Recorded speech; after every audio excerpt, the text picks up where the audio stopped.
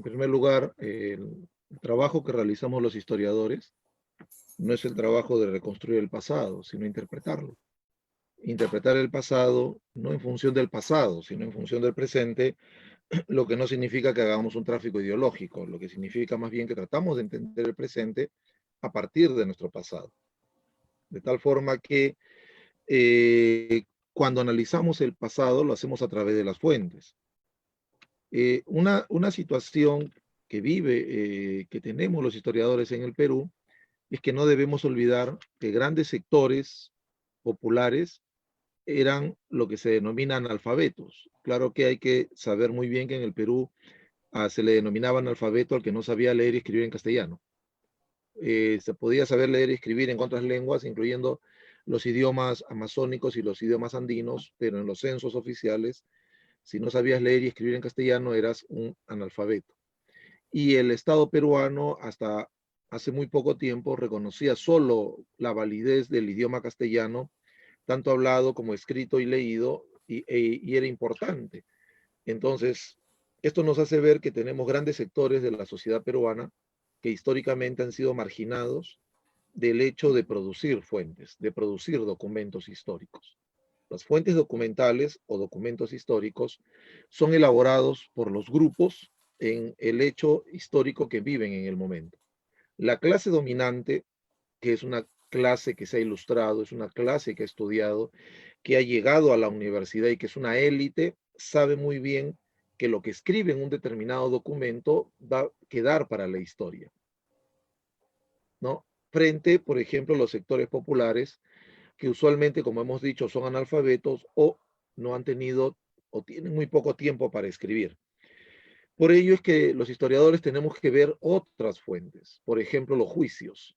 ¿Cómo sabemos tanto sobre lo que sucedió durante la revolución de Tupac Amaru? Es a partir del juicio realizado en el Cusco en 1781 contra los líderes y contra los seguidores de la revolución.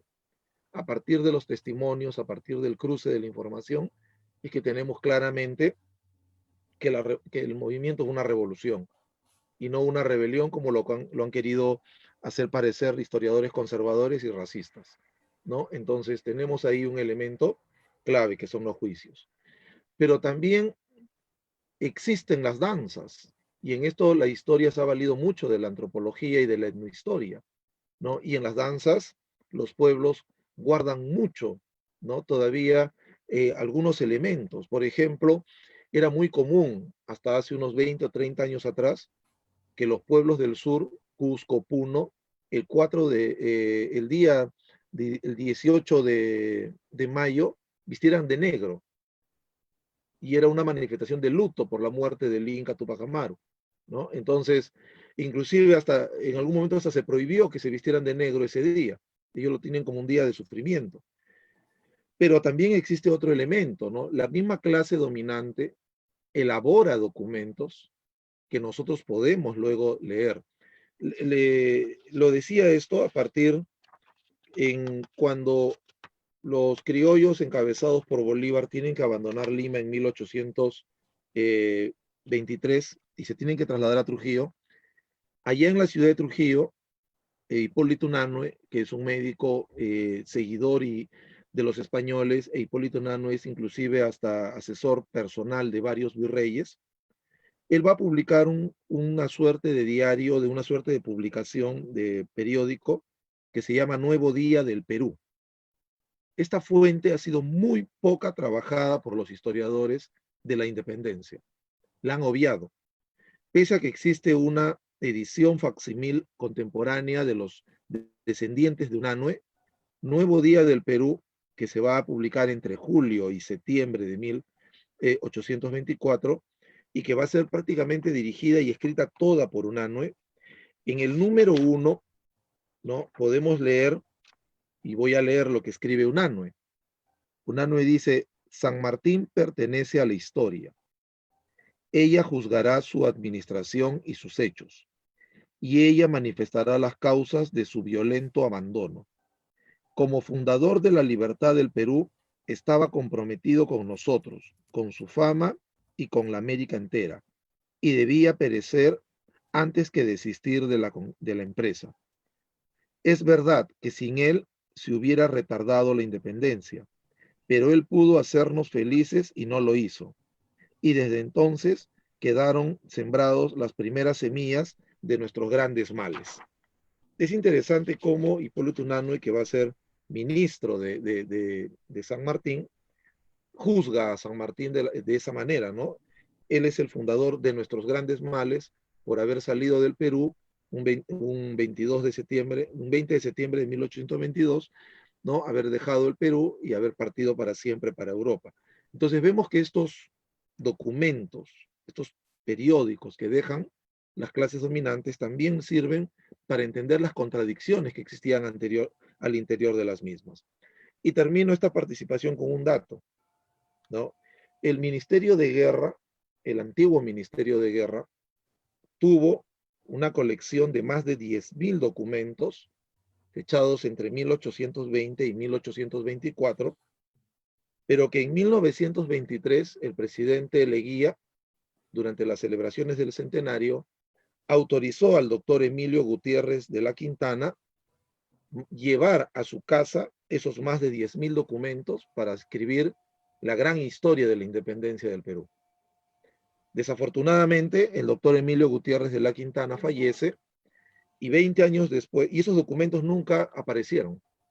Esos más de 10.000 documentos, que son básicamente entre los años 1820 y 24, han aparecido luego en Buenos Aires y han sido vendidos y subastados inclusive en Argentina.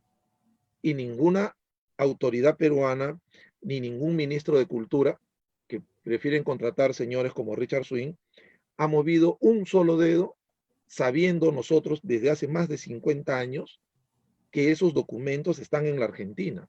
Son más de 10.000 folios que pertenecían al Perú, que estaban en el Ministerio de Guerra, que en 1923 salieron del ministerio a la casa del doctor Emilio Gutiérrez de la Quintana, y al fallecer él, desaparecieron estos y aparecen vendidos en la Argentina.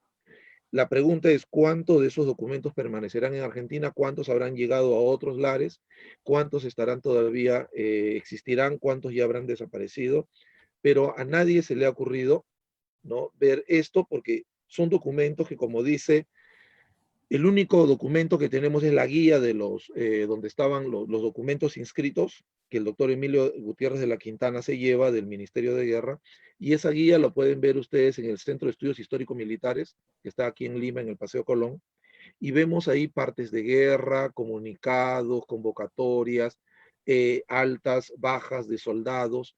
Es toda una documentación que nos permitiría conocer íntegramente qué pasó en el Perú desde el desembarco de San Martín hasta la batalla de Ayacucho, que no lo tenemos, ¿no? Entonces, es necesario, ¿no? Es necesario que se realice un seguimiento, porque lo último que les digo que se sabe, y esto es una información de hace 70 años aproximadamente, estamos hablando de la década del 50, es que esos documentos aparecieron en Buenos Aires, fueron vendidos, subastados públicamente, ¿no? Todos con el sello del Ministerio de Guerra del Perú, y que lastimosamente no hemos hecho nada por recuperar esa parte de nuestro patrimonio histórico documental que serviría como una base importante para conocer mucho mejor lo que sucedió en el Perú en este periodo de años que conocemos como la lucha final de la independencia.